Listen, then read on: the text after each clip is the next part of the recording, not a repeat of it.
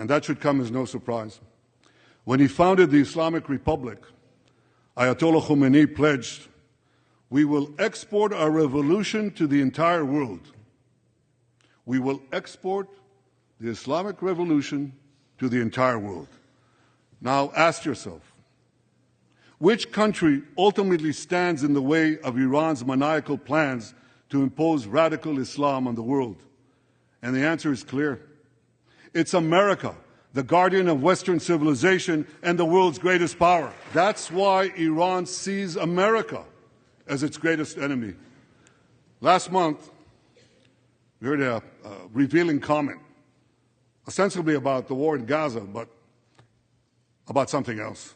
It came from the foreign minister of Iran's proxy, Hezbollah, and he said this: "This is not a war with Israel. Israel," he said, "is merely a tool.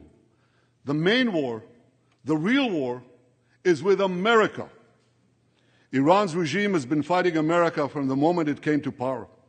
In 1979, it stormed the American embassy.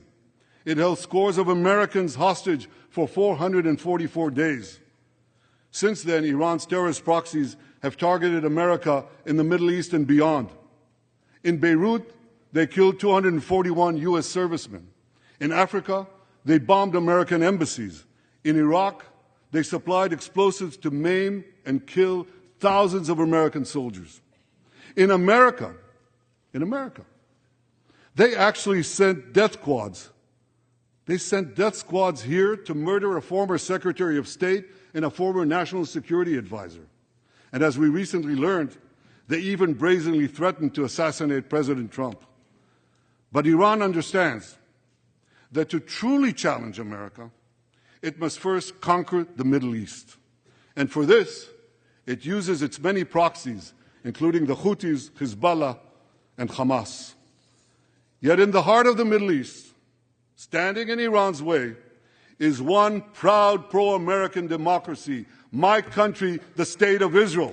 That's why the mobs in Tehran chant death to Israel before they chant death to America. For Iran, Israel is first, America is next. So when Israel fights Hamas, we're fighting Iran. When we fight Hezbollah, we're fighting Iran. When we fight the Houthis, we're fighting Iran. And when we fight Iran, we're fighting the most radical and murderous enemy of the United States of America. And one more thing. When Israel acts to prevent Iran from developing nuclear weapons that could destroy Israel and threaten every American city, every city that you come from, we're not only protecting ourselves, we're protecting you. My friends, if you remember one thing from the speech, remember this: our enemies are your enemies. Our fight is your fight.